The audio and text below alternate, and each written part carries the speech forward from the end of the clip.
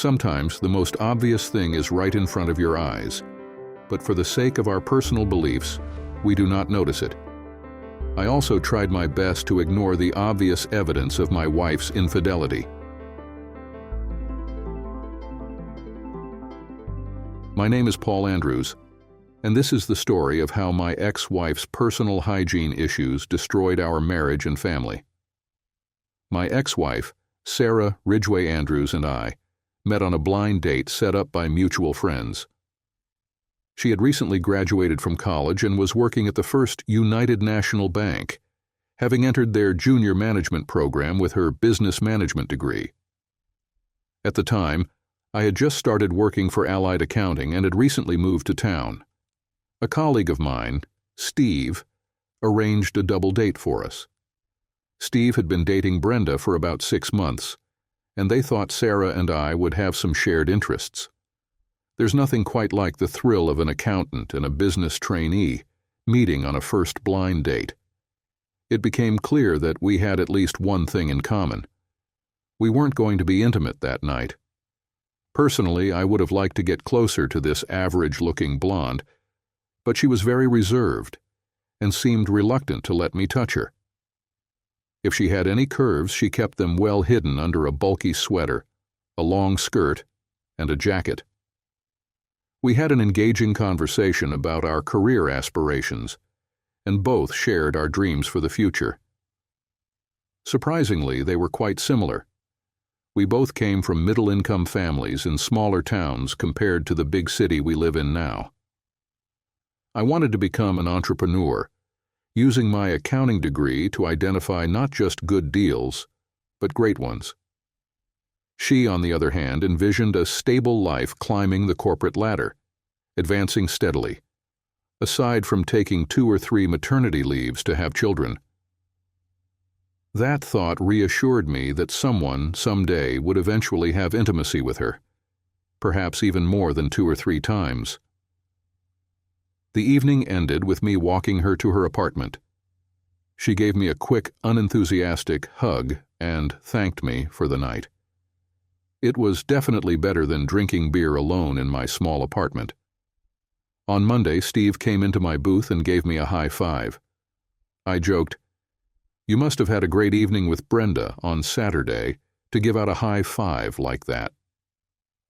Steve grinned and said, "Yes, Saturday was good, but it's for you. Sarah couldn't stop praising Brenda for you. You made a strong impression on her, my friend. She asked Brenda to tell me to ask you to call her." It feels like high school, doesn't it? It was a pleasant evening, but I didn't think there was anything special about it. I think I should call her. Obviously, Sarah understood better than I did that we could make a great couple. After a few months of dating, I discovered what she was hiding under those layers of clothes. I was fascinated by her amazing figure. She confessed to me that she turned into a woman in high school, which, unfortunately, attracted unwanted attention. To avoid this, she dressed more conservatively. What started as an attraction in bed turned into a serious relationship based on admiration, trust, and mutual care. We soon realized that we were in love with each other.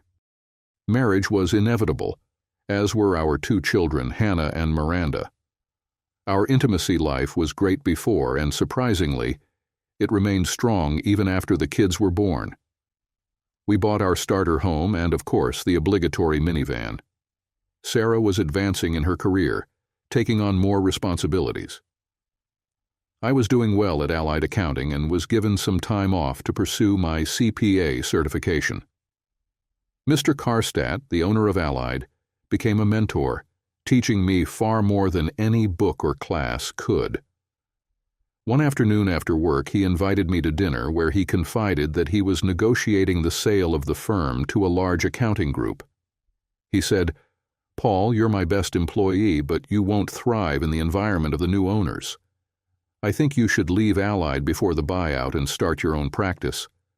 They'll stifle your entrepreneurial spirit and leave you miserable, going to work every day. You have a natural drive that you need to follow. Please consider this seriously and start planning your future. I'll make sure you leave with some clients so you won't struggle." I was completely taken aback and could only manage to say, "Thank you," to the man I had long admired and respected. Sarah and I spent the entire weekend discussing it. She said, "Just stay with the new firm. Forget the risky entrepreneurial path and focus on getting promotions over the years. You can earn a good salary as a CPA in a big firm." Sure, if that's what I want to do for the next 35 years. But Sarah, I'm afraid I'll end up resenting the daily grind of managing debits and credits. This is my chance to escape that monotony and pursue what I've wanted since high school. I'll start by working from home while building a client base, and then move into an office. Paul, I think it's a risky decision. We have 2 small kids now. We can't afford to take chances," she said, giving her thoughtful advice as a banker. "I can't wait until later in life to take risks. It's now or probably never for me." Sarah sighed. "I don't like this, but I can't stop you. Just make sure it works, or I'll be really mad at you. In fact, don't expect me to fund this disaster. I'm opening a new checking account for my own income. I'll cover half of the household expenses, and you better be able to handle the other half." "I'll do my best, Sarah," I replied, though I really wanted to say, "Thanks for nothing, you jerk."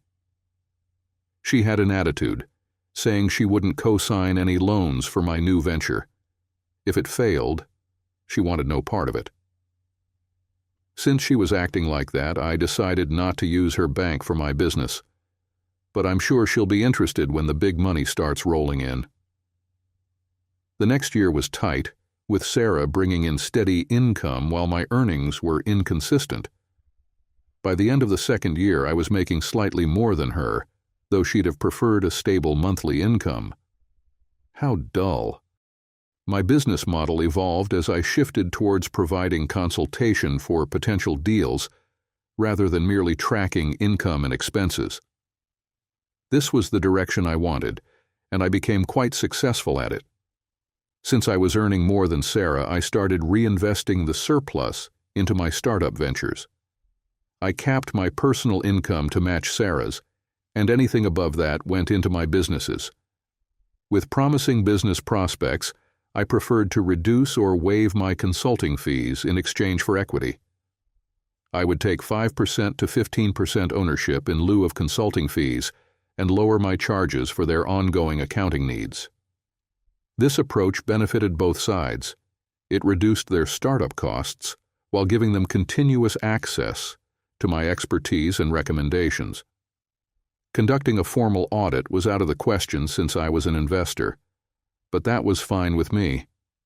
The growth in the company's value far outweighed the accounting fees I was giving up. They could buy me out at any time, based on a predetermined market value formula. The only person unhappy with this arrangement was Sarah. She wasn't keen on me investing in startups, so I stopped discussing it with her. The revenue of my accounting firm didn't reach the level she expected, but I was focusing on building net worth instead. This didn't show on the balance sheet, as the stock I acquired was listed at its low initial cost. With my team developing strong expertise, I allowed myself more time with my kids. Tax season was the only exception, but I made sure not to miss any of their plays, concerts, or sports events. I also attended all parent-teacher conferences without Sarah. These were good years. Our children were a joy, and Sarah and I were doing better than most couples our age. Due to her expertise and strong work ethic, Sarah was promoted to assistant vice president of the bank, with several employees reporting to her. Following that promotion, she decided we needed a larger, more upscale home to match her new position as a bank officer. I suggested we should wait, and she agreed, but only until the following Saturday. That day, she attended a home show and signed a contract for us to upgrade. I wasn't thrilled, but there wasn't much I could do about it. Through my connections at the Chamber of Commerce, I became friendly with a few loan officers from her bank. They mentioned that Sarah had been referring to me as her little bookkeeper. This disrespect began to creep into our home life, with her making sarcastic comments about how well other accounting firms were doing, while mine seemed stagnant. She didn't invite me to the bank's Christmas or summer parties. Not that I particularly enjoyed them, but it felt like she didn't want me around her in a professional setting. It became clear that we needed to have a serious conversation about our relationship. One Saturday afternoon, I approached her in the living room and asked if we could talk for a few minutes. With a look of irritation, she replied, "Can it wait?" "I'm trying to finish your laundry." "Thanks, but I think this is important. It can wait until this evening. Can you set aside 15 minutes then?" As she walked away, she called over her shoulder, "Yeah, I can do that," and returned to what she was doing. I chose not to bring up the subject again for the rest of the day because I wanted to use it later as an example of how she tends to ignore me and disregard what I want. When I tried to talk after the kids went to bed, she shut it down, saying she was too tired. We couldn't talk on Sunday morning either, as we were busy getting the kids ready for Sunday school, followed by church for the whole family. Later, when the girls went outside to play with the neighbor kids, I noticed her grabbing her purse and heading for the door. I stopped her and asked, "Do you have a few minutes to talk?" She snapped, "Why have you been pestering me about this all weekend? You're running around like a little boy whining for his mommy's attention. Can't you see I'm heading out to help my mother with her checkbook? I'll be back in an hour. Can it wait until then?" I responded, "It's been 24 hours since I asked for just 15 minutes of your time. I can wait another hour." It was 4 hours before she came back, and she immediately rushed to the kitchen to start making dinner. Of course, trying to have a conversation at that point would have been impossible. Halfway through dinner, I turned to her and said, "I guess now is as good a time as any to talk," which earned me an exasperated look. I feel like we're growing more distant, and I'm really worried about our marriage. Sarah dropped her fork onto her plate, and the girls quickly turned to look at me. "We don't communicate like we used to, and I feel like you don't respect me as your husband anymore. I think we need to talk about this before it becomes a bigger issue." Through clenched teeth, she replied, "This is neither the time nor the place for this discussion. I'm shocked you'd bring this up in front of the girls. You should be ashamed of yourself." "Sarah, by ignoring me for 30 hours after I asked to have a conversation, you've shut me out once again. Is there something going on that I should be aware of?" She pushed her chair back, took her plate to the kitchen, and left the house. I thought, well, that was a shorter conversation than I anticipated. My daughters were visibly shaken by the tension. Miranda, with tears in her eyes, asked, "Are we all getting divorced?" Calmly, I reassured her, "No, sweetie, no one is getting divorced. You know how you and your sister argue sometimes? Well, moms and dads argue too, but that doesn't mean we don't love each other, or that we don't love you and Hannah. Mom didn't run away. She just went for a drive." That seemed to ease their minds, but I still felt uneasy. I cleaned up the kitchen, did some work in my office, and eventually got the girls and myself ready for bed. I went to the master bedroom, thinking if she had a problem with that, she could take the couch. Around midnight, she came into the room. She undressed and approached the bed. I lifted the covers for her to join me. As she snuggled next to me, she said, "I'm not saying I was wrong, but I'll try to treat you with the respect I expect from my husband." I wrapped my arm around her and softly replied, "That sounds perfect to me. I want to be the best husband I can for you." Things seemed to smooth out at home for a while after that. A couple of years later, she was promoted to vice president of the compliance department. This role involved ensuring the bank's adherence to regulations set by the FDIC, the Federal Reserve, and the Comptroller of the Currency. She had the ideal mindset for the job. You can't take any action unless it's explicitly approved by the proper authorities. This was completely opposite to my philosophy. Unless there's a rule against it, it's fair game.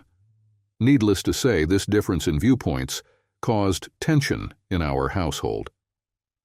It's fortunate she didn't know about my investments. They were perfectly legal, but conservative types like her would have frowned upon them. Around this time, she started going out for girls' night on Tuesdays. As the weeks went by, she came home later and later. Our kids were now 16 and 14, so they didn't need a babysitter, but they still needed parental guidance and involvement. I was always there for them. One Tuesday evening, I heard a string of curses coming from the master bathroom. When I went upstairs to check, she was standing at the sink, furiously shouting, "Damn, damn, damn!" "What's wrong?" I asked. She turned to me with a sneer, as if I had clogged the sink myself, and snapped, "My damn wedding ring fell down the drain. Do you think you can retrieve it, or should I call a plumber?" The insult to my competence was not lost on me. After checking under the sink, I said, "If it's stuck in the trap, I'll get it for you. It'll only take a minute." She responded again with an accusatory tone, as if I were the one who had lost the ring. "Don't bother. I won't need it tonight anyway." I was taken aback. "You're going out, but don't need your wedding rings." This raised some red flags, and I needed more information immediately. I knew it was best to stay quiet but alert, given her current attitude. I quickly glanced over and saw her heading to the bedroom, putting on a revealing thong that I hadn't seen before. She was clearly trying to keep me from seeing her change. "Girls' night out?" "Just like every other Tuesday night, don't you remember?" she snapped. Realizing I wouldn't get any more information here, I headed to the garage to grab a plumber's pliers to remove the trap. She slipped out of the house without saying a word. Since the drain was on her side of the double sink, I had to clear out a lot of her stuff before I could access the trap. I was surprised to find a plain brown box behind the toilet paper supply. My surprise grew when I opened it and saw an enema and douche kit. What the hell? She always complained about irritable bowel syndrome and diarrhea, though I just thought of it as irritable bit H syndrome. When did she need a douche? As I examined the items, I noticed the nozzle of the enema bulb was wet. This was serious. It seems the husband is always the last to know. But what did I really know right now? Not enough. When working on a new business plan, I always made it a point to learn everything I could about the venture, the good and the bad. That's what I'll do now. Begin my research. Well, not exactly now, as I still had to get under the sink to find her damn ring. Maybe she'll need it. Maybe not. Time will tell. I grabbed a pencil and marked the floor where I had replaced the brown box. I wanted to see if it would be moved over the next week. I also took some photos of a few items to check if she would put the equipment back in the box, just as I had left it. She got home around midnight, undressed, shut the bathroom door, and started the shower. I pretended to be asleep, but if she had touched my chest, she would have felt my heart racing. She crashed into bed so hard that I felt like I should pretend I'd just woken up. Then, I heard a soft chuckle from her. What a bit H. I woke up early the next morning, mostly because I couldn't sleep. I made sure to close the bathroom door before taking a shower. To be honest, my main reason was to check the brown box, and as expected, it was moved. The shower head was still wet, and the box had moved a little from where I put it. It looks like someone was having a good time taking a shower before going to bed. Obviously, some serious events are taking place. Using a zippered bag, I carefully lifted her smelly underwear. It's been about 3 weeks since I last left footprints on her. As an accountant, I was well acquainted with how assets are distributed in a divorce. I have conducted several checks for both husbands and wives in similar cases. Sarah would probably get a house until the girls left for college, and I would be responsible for the maintenance of the children, meeting them much less often than now. Alimony might not have been paid if my investments had not been taken into account. She, like me, thinks they're worthless. I wasn't going to pay for a house where she could sleep with another man while my daughters were left without proper supervision. This shouldn't have happened. With the necessary information in hand, I'll now begin implementing my action plan. The most important thing for me is to secure custody of my daughters. Making money has never been an issue. I've already proven that. I've also shown that I'm a good father, but now I need to demonstrate that she's a poor mother. I thought about poison, not the chemical kind, but emotional poison. Sarah is a perfectionist, expecting perfection from her staff and family. She gets incredibly stressed when things go wrong, blowing even minor issues out of proportion. When she's stressed, she lashes out at her staff, me, and the kids. I'll use this to my advantage, letting her behavior drive the kids toward wanting to stay with me after the divorce. That way, I'll keep both the house and the girls. Quietly, I went over to her alarm clock and switched it off. She despises people who are late to work. After her long night, she might appreciate sleeping in a bit. When the kids came down for breakfast, they asked where their mom was. I told them she got in late and was probably catching up on some extra sleep.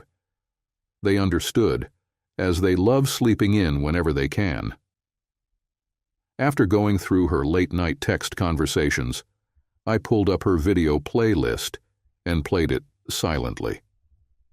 Hopefully her phone will be dead by the time she wakes up. She mentioned an important staff meeting on Wednesday morning. An hour later, I heard her scream, cursing my name. Apparently, it was my fault she overslept after hooking up with some guy last night. I took the chance to avoid her yelling by slipping into the garage. I let out just enough air from one of her tires to trigger the sensor on her Lexus dashboard.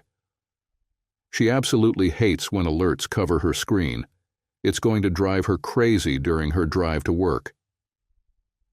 Hannah and Miranda were not spared from her rage as she rushed around the house trying to get dressed, comb her hair, and apply makeup at the same time.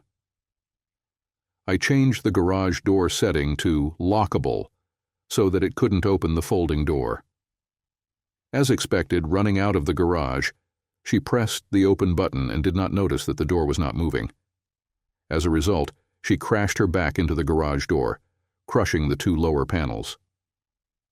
A loud crash drew us to the door, where we could see but not hear her screams of despair as she pounded on the steering wheel. When she moved the Lexus forward, I secured the panels and lifted the door, which made a terrible screeching sound. Sarah flew out of the garage, narrowly missing the mailbox. We could hear her screaming all over the block. It turns out to be more interesting than I expected. I wonder how she'll react when she tries to call the office with a dead cell phone. The less I hear about her, the better. I hugged Hannah and Miranda and said, "Mom's a little stressed right now. She'll feel better when she gets home tonight. She still loves you, although, in my opinion, not so much." We all laughed. The alarm clock in our bedroom was set to maximum volume. I'd give her a chance to find out if it's on. Unlike my wife, I arrived at work on time that morning. My staff knows it's been a good day when I come whistling. My good mood lasted until 10 a.m., when my cell phone vibrated so much that it almost fell off the table. I thought, it must be my dear wife calling. "Good morning, darling," was all I managed to say before the obscenities began. In a high-pitched voice, I heard, "You need to get over here and fix my tire right now. I nearly got killed driving that dangerous car. If you'd let me have the Mercedes I wanted, we wouldn't have this problem. Now fix it." I replied casually, "You have AAA coverage." "Just call them, and they'll handle it." Her response was a curt, "Damn you." From her comments, it was clear she wasn't interested in being intimate that night. Since my morning had gone well, I told my assistant I needed to run some errands and would return after lunch. My first stop was at a security store, where I bought some small cameras for the house and a voice-activated recorder to hide in her purse. I needed to understand my adversaries and their actions. Next, I went home to install the cameras in the living room and bedroom. I made the garage panels functional, though they looked terrible. They clearly signaled, "Some idiot backed into me," for all the neighbors to see and laugh about. Back at work, I reviewed all my personal banking and investment files. Since we only had one joint credit card, I canceled it. I left the joint household bank account open, but reminded myself to ensure her share was deposited there each payday. As usual, I arrived home before Sarah and was preparing dinner when I heard the garage door groan and squeak as it opened. Sarah's entrance was so forceful, it felt like the FBI had kicked the door in. The two girls at the kitchen table screamed and hid in the pantry in fear. The woman stormed up to me in a very menacing way and said, "I've never had such a terrible day. I'm going upstairs to soak in my tub." The girls and I had a quiet dinner, whispering like we were 12 years old. I went upstairs and asked if she wanted some dinner, but she threw a bar of soap at me and snapped, "If I wanted dinner, I would have asked for it. Now leave me alone."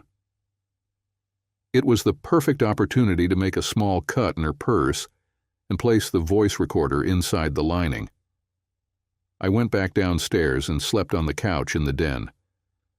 I definitely didn't want to be in bed with her when her alarm went off at full volume tomorrow morning. The blaring rap music from the radio alarm clock was quickly followed by a furious shout of "shit" from my spouse and the panicked screams of two teenagers. On that day, the noise from the women in my house exceeded anything a drill sergeant in the U.S. Marine Corps could produce in the early morning.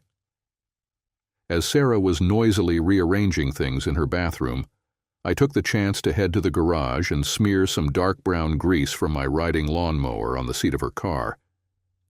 After sitting on it during her commute to work, it would look as if she had soiled herself, literally this time, not figuratively. The amount of bile and anger from her was just as intense as the night before. I also applied some grease to the skirt she wore the previous day for consistency and to provide someone else to blame. Her assistant, Linda, who is married to one of my friends, called to tell me about Sarah's complete meltdown when she found her soiled skirt. Linda informed me that Hurricane Sarah had made landfall and that everyone should be prepared. For the next few days, I backed off from tormenting her directly. Instead, small, irritating things started to happen. One of her diamond earrings mysteriously vanished from the counter. A red wine stain appeared on the dress she wore last Tuesday, and the lining in her favorite pair of shoes began to peel off. Knowing the location of her password book, I ensured she faced access issues with many of her online accounts. Whenever she drove her Lexus and turned a corner or braked, a ball bearing would roll around inside her car door. Each day, something minor would go wrong for her. It was like death by 1,000 cuts, and we were only halfway there. The ultimate test came one Tuesday after work when she returned home to change for a girls' night out. She didn't speak to anyone else in the house and made sure to lock the bathroom door before undressing. Everything was as it had been the previous Tuesday night, including a wet enema nozzle. The only difference was that I would be tracking her movements via the locator on her cell phone. According to the cell phone locator, Bonefish Grill was her first stop of the night. From there, she went to a dance bar called O'Hara's. I wasn't concerned with what she did inside the club, but rather who she left with. I had been tracking her movements from the house, so I left and headed to O'Hara's to follow her to her next destination. Just as I finished my coffee in the parking lot, Sarah and some guy emerged, arm in arm. They shared a long, sloppy kiss before parting ways. He drove off while she followed. I kept at least a block behind, letting the locator do the work. The guy pulled into a Motel 6 just off the interstate. From the street, I saw the room they entered, which had an outside entrance. Assuming they would be there for a couple of hours, I parked and noted his car's make, model, and license plate number. In the dark parking lot, I let some air out of her front driver's side tire to trigger a low tire alert. There was a utility truck nearby, so I found some grease and applied it to her windshield, knowing she'd run the wipers, making it nearly impossible to see. I'm looking forward to hearing what was recorded on her voice-activated recorder in her purse tomorrow. I now have the information I need and am only halfway to my goal of exposing her. Around 1 a.m., she stomped into the bedroom, stripped, and went into the bathroom, slamming the door behind her. It was probably time for her to shower and freshen up. I left her alarm clock and phone untouched that night, wanting the events to seem random. A couple of hours later, while she was snoring, I quietly got out of bed, retrieved the voice-activated recorder from her purse, downloaded its contents to my laptop, recharged it, and put it back in her purse. The next morning, after Sarah and the girls left the house, I looked through the notes. Despite the fact that it was noisy during dinner and in the club, the dictaphone effectively recorded what was happening at the Motel 6. As far as I understood, Sarah's boyfriend's name was Kit. They engaged in intimacy every Tuesday evening and met at the Hyatt Hotel on Thursday afternoons during business hours. Sarah was in charge of booking rooms at the Hyatt Hotel, and they laughed at the involvement of an unsuspecting conservative bank president. They used their corporate cards to pay for luxury accommodation at the Hyatt Hotel, which was conveniently located near the bank's headquarters, which led to frequent meetings with employees working outside the city. Keith commented on how well Sarah's husband understood numbers when he increased the frequency of their meetings. Sarah laughed at the fact that my calculator would explode if I found out how many times Keith had made love to her, which was beyond my reach. So when are you planning to divorce your little accountant husband? Right after our daughter Miranda leaves for college. I love my girls, but I didn't want to spend the best years of my life running football matches with them. He's the best mom in the world, and I'm glad he's taking on this role. It gives me more time to spend with you. I can't be around him anymore. I've tried everything to make him more successful, but he just wants to be an ordinary guy with no goals. He's wasting his life. If you don't like him that much, why don't you divorce him now, get child support, and spend more time with me? She giggled and said, "Look at the big picture. If I got divorced and received alimony, I would still have to pay for child care, maid services, and a cook. Now he does all this for free and even contributes to our joint account. I save on household expenses and can hide a significant portion of my salary where he won't be able to find it in a divorce. I use it to cover household expenses while accumulating my secret savings. Regarding divorces, when are you going to end things with your cold wife?" My dear, that date is set in stone. Her father insisted I sign a prenuptial agreement before our marriage, and I agreed only after we included a 20-year expiration. In 3 more years, I'll be entitled to 50% of her multi-million-dollar stock portfolio. She laughed and said, "The timing works out perfectly. The end of your prenup will coincide with Miranda going to college. We can both move on then."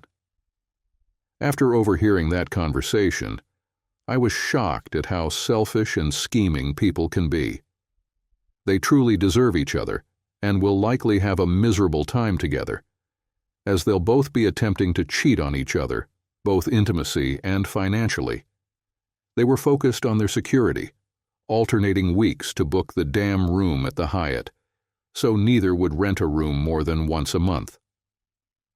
She now checks all her tires and makes sure the garage door is open before leaving. Nonetheless, her rude and disrespectful attitude was still apparent, both to me and the girls. As expected, the report confirmed that there were traces of treason on the underwear that I stole. That was enough to consult with my lawyer and start the divorce process. I instructed Jeff Green, my lawyer, to seek full custody of the girls, since I was the primary guardian. Given their mother's behavior, it was doubtful if the girls would want to keep in touch with her at all. Jeff noted, "I will pass on this request, but it won't be easy." My proposed arrangement was a 50-50 split of the house until it was sold after both girls went to college. We would each retain our own investments and retirement funds. Given that I had adjusted my taxable income to be roughly equivalent to hers, neither of us should owe alimony. She would be responsible for the usual child support, including college expenses. We had saved enough for tuition, housing, books, and meals, but not for additional spending money. When she became a full vice president, she joined the bank's deferred compensation program. I planned to leave that account untouched unless she sought my investment shares, at which point I would use her deferred compensation as leverage. In preparation for the divorce, I began removing valuable items from our house and storing them elsewhere. Additionally, I backed up my computer daily to an external hard drive, keeping it separate from my main computer. I intended to keep the house but was uncertain about Sarah's reaction upon being served. With a referral from my attorney, I hired a private investigator to uncover Keith's identity and place of employment. I provided him with the car tag information I had to expedite his search. Each year, at the end of the third quarter of the bank's fiscal year, the budgeting process for the upcoming year begins. All employees are required to complete a questionnaire, and each department has to review its performance and budget. At the conclusion of this process, the senior management group holds a formal dinner, program, and dance at the Hyatt. It's a black-tie event for senior officers and their spouses, with many attendees booking rooms at the hotel. Sarah had told me about this event years ago, but by the time she became part of this group, I was considered unimportant. She would go out of her way to remind me of the event and suggest that if I were more successful, maybe I could attend the following year. She thought this would motivate me, but I had no interest in being bored by these people. Almost daily, I would search through her closets and drawers for more evidence of her affair. About a week before her gala, I found a new shoebox hidden at the back of her closet, which is always where I started looking, either the back of the closet or drawer. Inside was a pair of very fancy Jimmy Choo evening shoes. There wasn't a receipt, so I looked them up online, and the price hit me like a slap in the face. Those shoes cost over $1,000. With the event just days away, I had to figure out how to deal with this. I considered replacing the Choo shoes with an old, worn-out pair of yard shoes, or even a pair of Crocs. Instead, I took the shoes to my workshop, placed the heel in my vise, and carefully twisted the tall, narrow heel just a few degrees to the side. Then I rewrapped the shoes and put them back exactly where I found them. After finding her brown box, I learned how to handle delicate items more carefully. The day before the gala, the investigator contacted me asking me to come to his office because he had some information. Once I was seated, he revealed that her lover was Keith Miller, the senior lending officer at Sarah's bank. I thought, this could have serious career implications for them, Although they don't directly report to each other, Sarah's primary responsibility is ensuring that the loan department complies with rules and regulations. On top of that, the bank has a strict policy against intimacy relationships between employees. They're really skating on thin ice.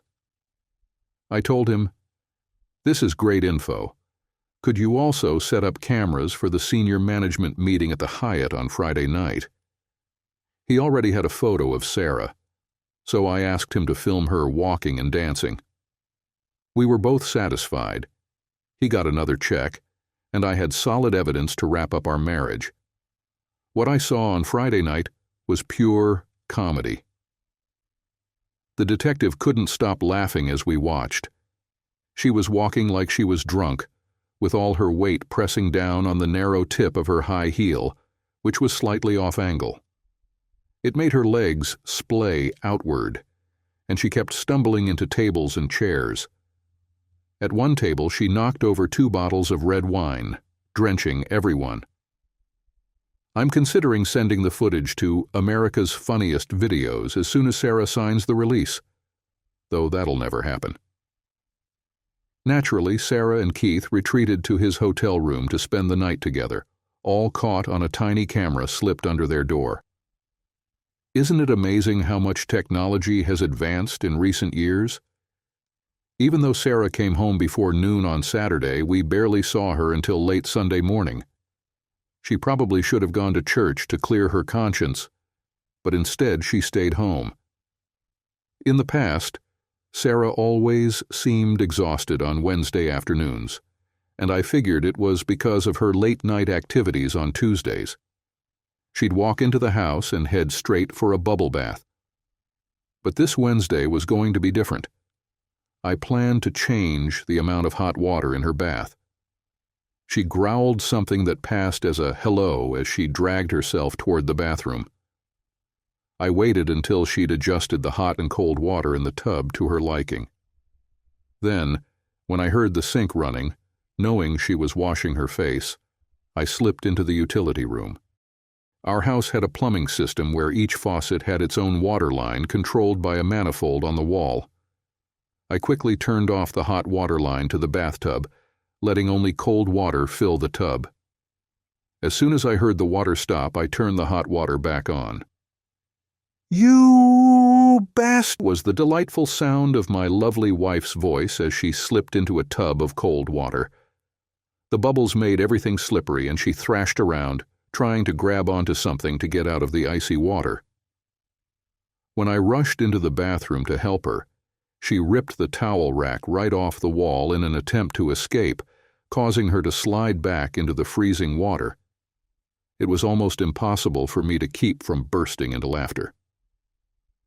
Eventually, I managed to pull her out while she was swearing, slipping, and shaking, with water splashing everywhere. Naturally, she slapped me, blaming me for the lack of hot water. The commotion brought our 2 daughters rushing into the bathroom to find their knack-deep mother in the middle of yet another meltdown. Next, she lashed out at her daughters, yelling, "You dirty little bit-hes!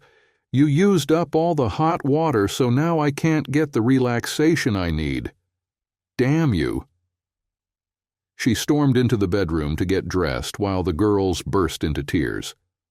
They approached her to explain they hadn't used all the hot water, but she cut them off with, "Shut up, I don't want to hear any excuses, get out of my sight." The girls ran off crying. This is worse than I expected. I didn't think she would direct her anger at them. Me, yes, but not them. I really misjudged how far her rage would go. Then she turned to me, snapping, "What the hell are you looking at, asshole? Fix my bathtub. Can you manage to do at least one thing right in my house?" I led her to the bathtub and turned the hot water on again. It was still very hot. I grabbed her hand, splashed some of it on her, and said, "See, there's plenty of hot water." I stared at her in silence for a few moments before taking the girls out for dinner. Forget the meal I was making. With the girls still sobbing, I stopped the car a few blocks away to comfort them. I told them, I'm truly sorry you had to go through that. You don't deserve it. You're wonderful kids, and I'm so proud of you. Please forgive your mother for her behavior, and forgive me for letting it happen. I'm really sorry." That seemed to calm them down, and it reminded me that I had to be cautious about how I distanced the three of us from Sarah. Messing with her had been too much fun. By the time we sneaked back into the house, it was already bedtime. I left the kitchen dishes as they were and crashed on the couch in the den. In the middle of the night, I sensed something, like an ominous presence approaching. And there it was, Sarah, standing there, staring at me. "Yes?" was all I could manage to say. She just stood there in silence. Finally, she spoke. "I shouldn't have yelled at the girls like that. It wasn't their fault. I probably messed up the knob.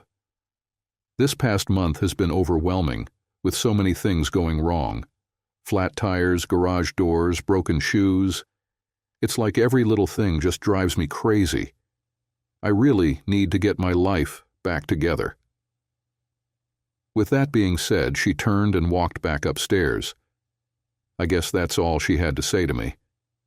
The following week brought a wonderful opportunity. One of my investment partners had a 2-bedroom condo in Breckenridge, Colorado, and asked if I was interested in renting it. The condo was available during the week between Christmas and New Year's, and although it had been booked for the year, the renters had canceled. My partner offered it to me at half price, keeping the deposit. I said I'd get back to him. The girls had been quite upset ever since their mother yelled at them. Although Sarah had apologized, her harsh words had left a lasting impact. I suggested they join me for a week of skiing in Breckenridge. They were thrilled and showered me with kisses and hugs. That evening, I booked flights to Denver for the 4 of us, planning to give Sarah one last chance to reconnect with our family.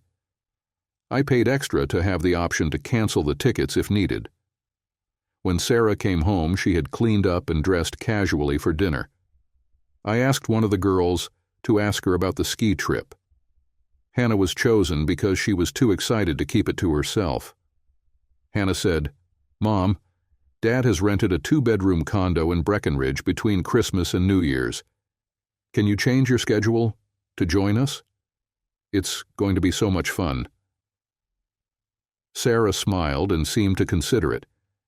Then she raised her eyebrows and smirked as she replied, "I'd love to, honey, but it's the end of the year, and it's crucial for a bank to have all its finances accurately accounted for by December 31st. I need to stay in town for that. I'm really sorry." I was disappointed as well, disappointed for Hannah and frustrated by Sarah's weak excuse. The compliance department has nothing to do with year-end financial statements or bank balance sheets. It was clear to me that Sarah's real reason was to spend the week with her partner Keith in our bedroom. The following week, my personal assistant replaced the cameras with Wi-Fi-enabled cameras so that I could watch them in real time while I was in Colorado. There was something going on at home that I couldn't wait to see. It wasn't about catching 2 crooks in the act. It was about something completely different. On the day we left for Colorado, I rubbed jalapeno juice on her enema nozzle. If she wanted things to be sharp, she was going to experience it literally. As we headed to the airport, Sarah acted like the perfect mom, telling the children, "Be careful, you two," and hugged them warmly. She hugged me briefly and gave me a quick kiss. I told her, "I love you, Sarah," and received a short, "I love you too." The girls and I easily flew to the apartment and got there by car. Hannah and Miranda had never seen the Rocky Mountains before, so they immediately went out onto the terrace to enjoy the view and smell of the pines.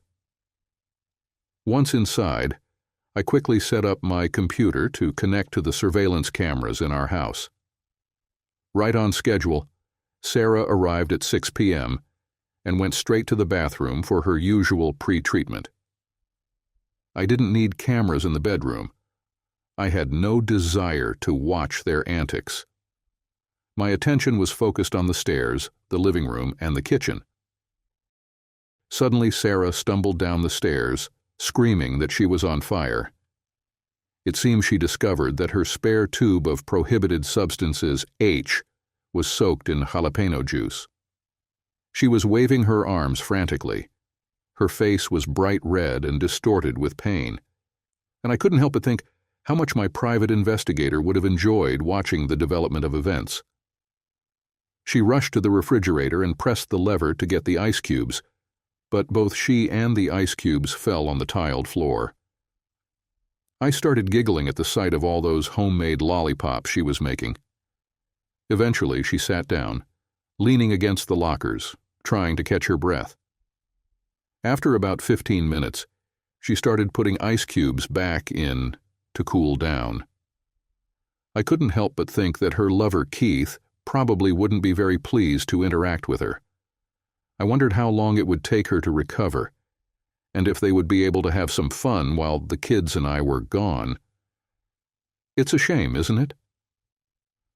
The three of us walked to the beautifully decorated and brightly lit downtown of Breckenridge to grab a pizza. The place looked stunning with a foot of snow covering everything.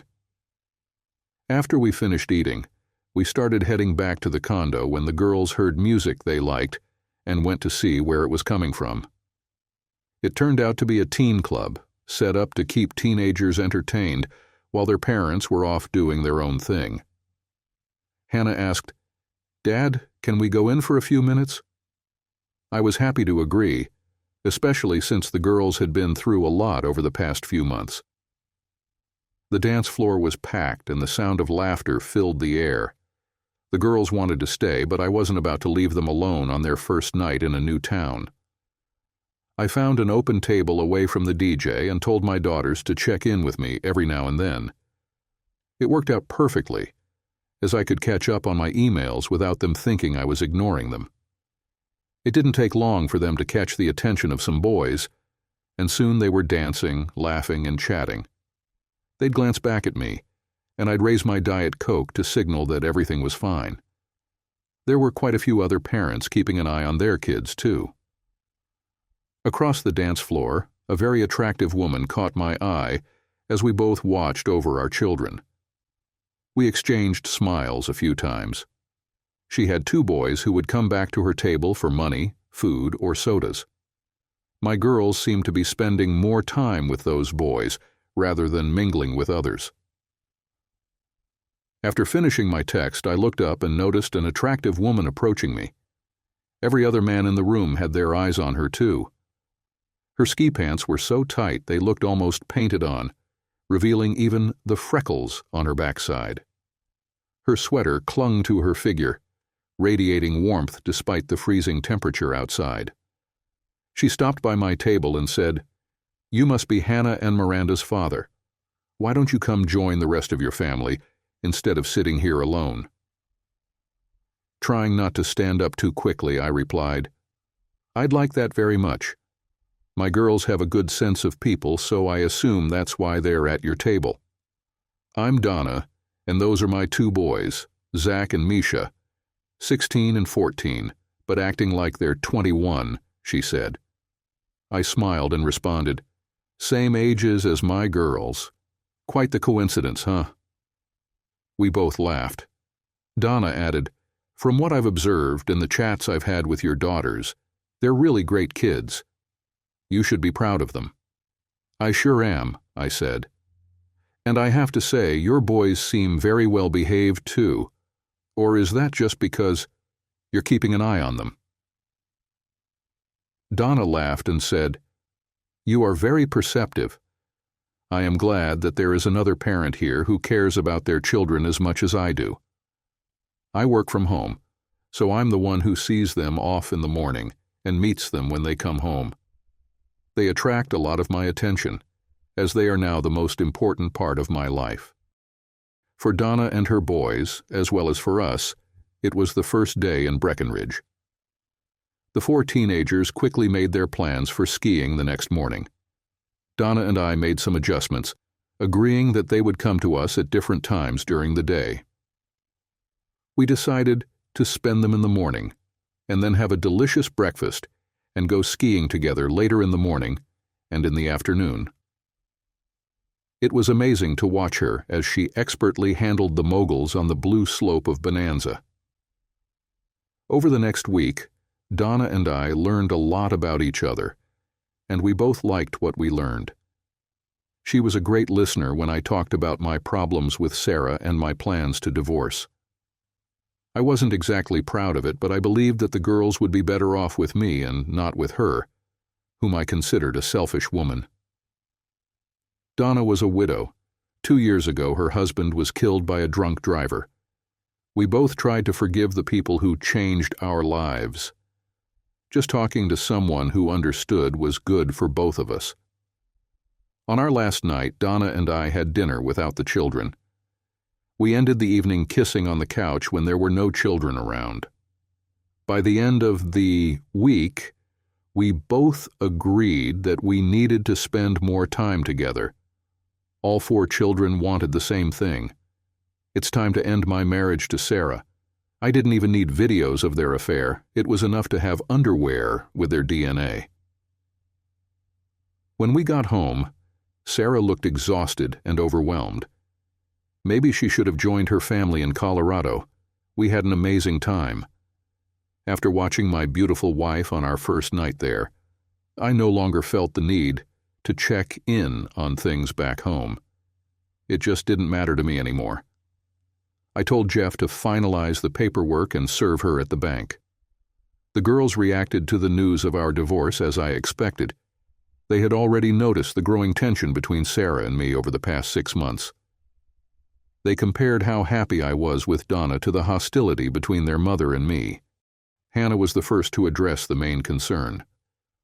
What happens to Miranda and me now? Where will we go?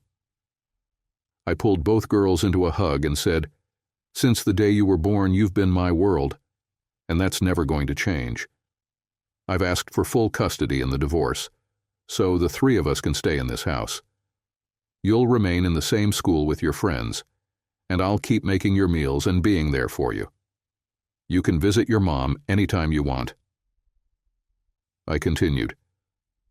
During the divorce proceedings, you'll have the chance to decide who you want to live with. Whoever gets custody will stay in the house until you both go to college.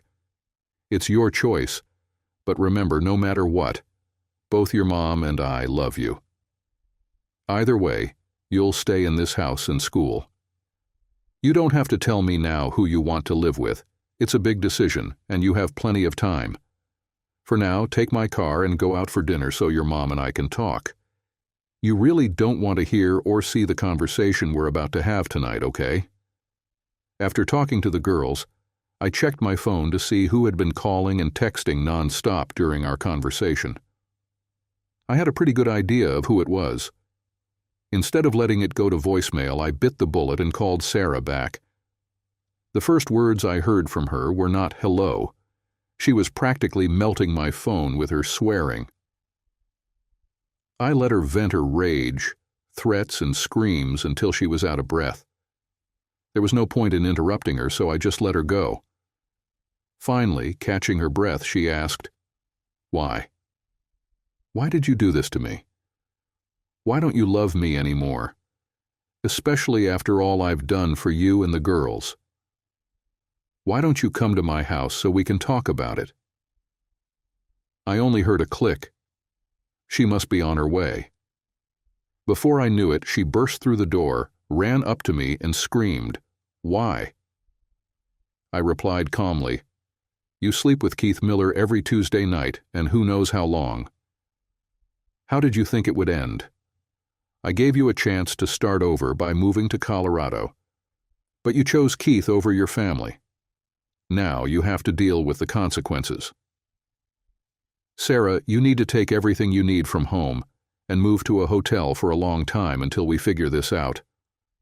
I'm not throwing your stuff out on the lawn and burning it tonight. You can see the girls whenever you want. As soon as you get settled in the hotel, find a lawyer and consider my divorce proposal. I think it's fair, but it's up to you. Until then, don't contact me, unless it's about the girls or your stuff. The only thing left for us to discuss is the divorce." I went to my office, closed the door, and listened to the sound of suitcases hitting every surface. The only thing I didn't hear was crying, which only increased my sadness.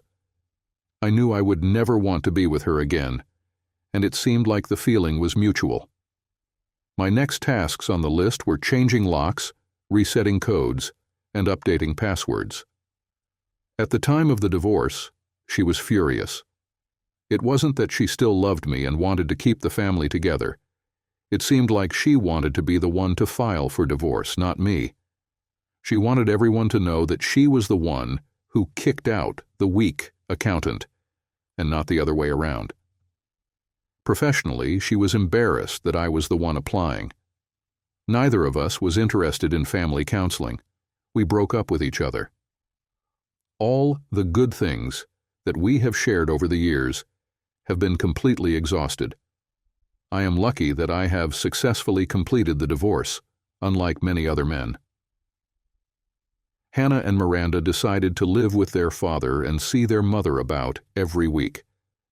They were outraged that she asked about me and if I missed her. I hardly talked to her, and I wasn't usually around when she picked up or dropped off the girls. Sarah despised me and my small accounting business so much that she wanted nothing to do with it. She was focused on saving her 401k and deferred compensation funds, which she believed I didn't know about. She had to pay for child care expenses, and the bank's health insurance was better than mine. I didn't want her to know that I was aware of Hyatt's affairs. I planned to use this information later. She took all the stylish furniture out of the house, leaving only what was left of it for the three of us. Sarah left all the family photos, as if expecting us to create a sanctuary in her honor. I'm sure she had extra funds stashed away, but I didn't care. My priority was my children and my business. Everything related to her was at the very bottom of the list. Someone anonymously sent Keith's wife a video of Keith cheating on her with Sarah. Naturally, this led to a sharp increase in legal costs throughout the city. The couple moved into a prestigious apartment in a trendy area of the city. I'm interested to see how they handle it when he's not busy with her. After the divorce was finalized, I invited Donna and the boys to my place for the weekend. We didn't have any intimate moments as we are trying to set a good example for the children, but we spent time exchanging kisses and hugs. Donna was the best way to overcome the painful breakdown of my marriage. We both understood the direction in which our relationship was developing, and she had already found a place to live. Although we have not encountered any serious problems yet, we have two 16-year-olds who enjoy each other's company and sleep in adjacent rooms, requiring our constant attention. Donna, a registered nurse who worked at home for a health insurance company researching medical claims, now has a well-equipped office in my house. A year later, I reached out to a friend of mine who worked at the CPA firm that audited the bank. I shared with him the story of two senior bank officers using bank credit cards for illicit affairs during working hours. He appreciated the tip, conducted a forensic audit, and presented the findings to the bank president. Although the bank chose not to press criminal charges for fraud publicly, both officers were terminated. The bank also informed their bonding company about the theft. The bonding company is now seeking to recover the bank's losses from Sarah and Keith and has denied them further bonding, effectively barring them from the banking industry nationwide. After depleting a significant portion of Sarah's retirement savings, the two adulterers moved out of their upscale apartment.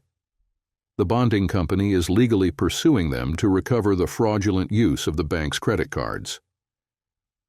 Keith's financial situation worsened as his wife and children claimed a substantial portion of his income whenever he finds a new job. It's unfortunate he didn't wait out the prenup.